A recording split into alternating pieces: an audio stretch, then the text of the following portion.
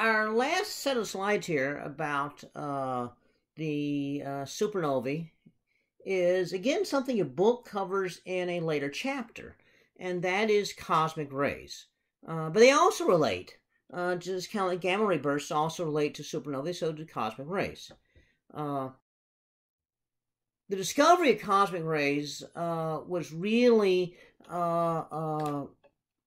part of the discovery about radioactivity. Here's some what we call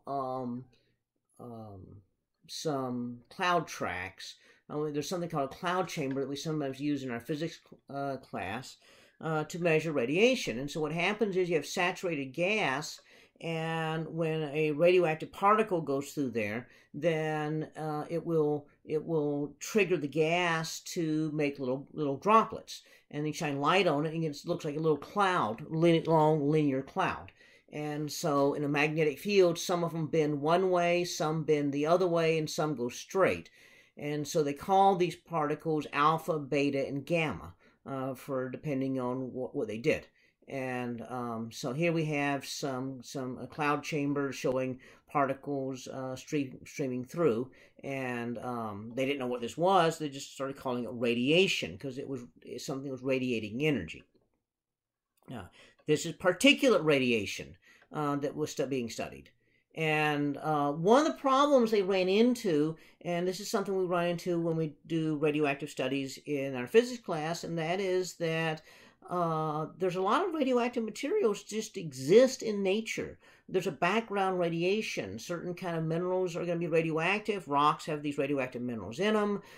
There's isotopes of things that are out there that are radioactive. So pretty much any rock, concrete, cement, any of this stuff that is going to have some radioactive material in it. Even humans are radioactive because of the radioactive carbon-14. And so plants, anything. And so whenever we just study radiation in the lab, we have to measure just how radioactive is the background. And subtract that off for our measurements so that we can measure how radioactive the samples are. And so what they discovered was that they said, well, this is an interesting problem that we get this radiation and it's from all around you. So they were trying to measure what's the minimum of radiation.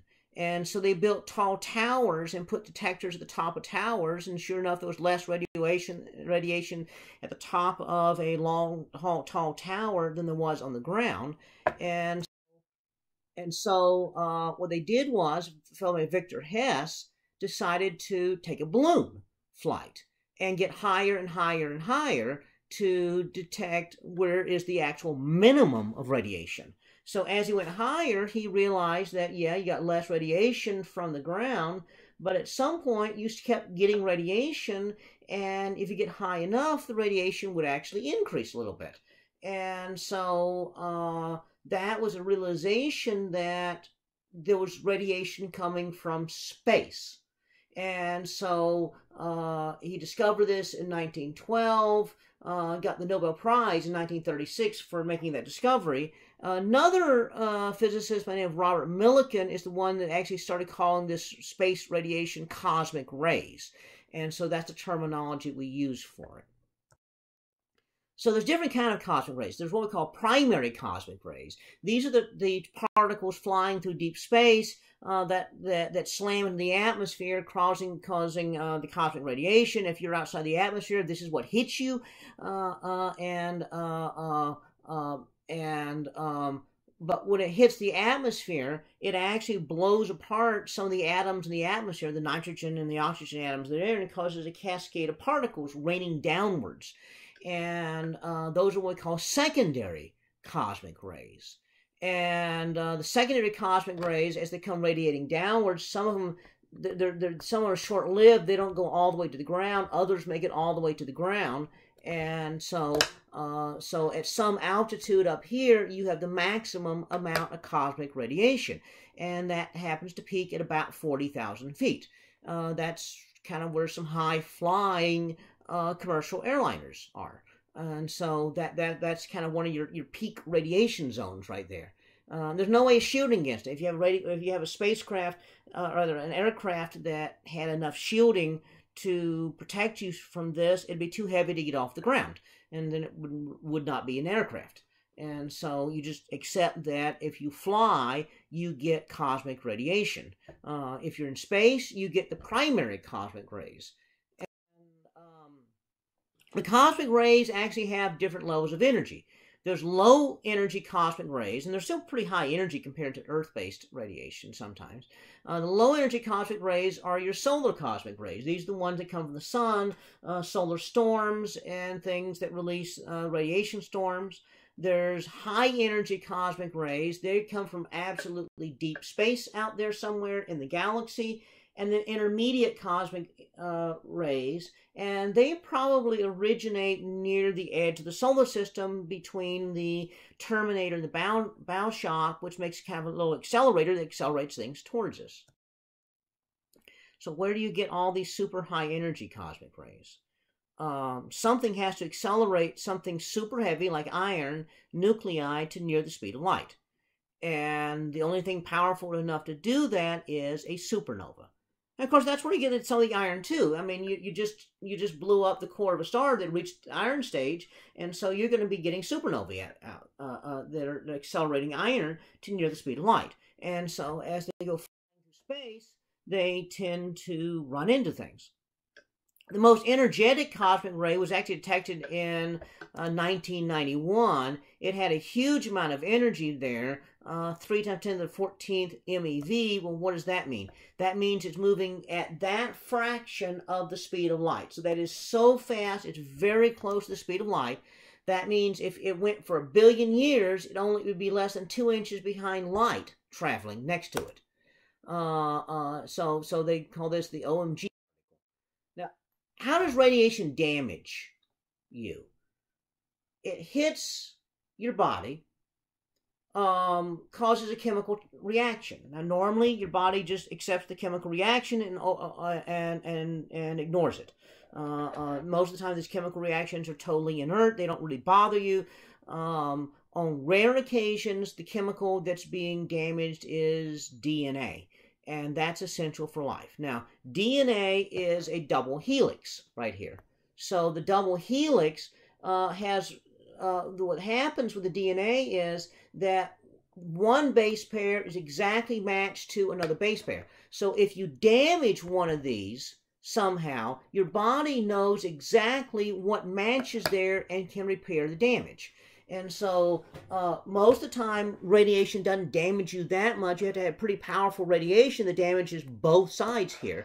Or if you happen to catch a cell in mitosis, when the DNA is actually replicating, and then it sort of unzips in here, and you have like a single strand. If you damage that single strand, your body doesn't know what's supposed to go there, and either excises it or sticks something random in there, and so you have genetic damage, and that's how radiation causes damage to your body. And so the cells that are most susceptible to this are the ones that replicate the fastest. That'd be the lining of your gut. That's why this gives you nausea, your bone marrow, so radiation can cause anemia, and your hair follicles, so your hair falls out. So these are some of the things that are most damaged by radiation, or the things that are constantly replicating a whole bunch. Heavy ion radiation, such as cosmic rays, primary cosmic rays, are so powerful that they can go right through the DNA and blow apart multiple parts of it instead of just one base pair. And now your body is damaged and doesn't know how to fix it. So that means the primary cosmic rays do vastly more damage than do the other kinds of radiation that we normally would experience.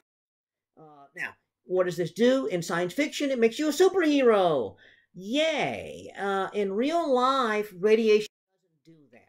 In real life, it causes all kinds of other problems, kind of like on the list right here. And in fact, astronauts that come back from space missions have experienced all kinds of issues. Astronauts that have spent time in space come back usually much more gray than they left. there's evidence that they have a higher incidence of cataracts than populace stayed on the ground. Most have some anemia, bone mass loss. They have a higher incidence of cancer than the general population. Because of the possibility of birth defects, the policy is that astronauts that go into space are supposed to be beyond childbearing years, and so that way you eliminate the possibility of birth defects. But these are the actual real effects of cosmic radiation. We did say in class that solar activity affects the rate of cosmic radiation that hits Earth. When the sun's more active, then the solar activity pushes away the cosmic rays and the high energy cosmic rays. When the sun's less active, you get more high energy cosmic rays. Right now we're in a period of much lower solar activity, and so therefore there's an increase in the cosmic rays that are affected.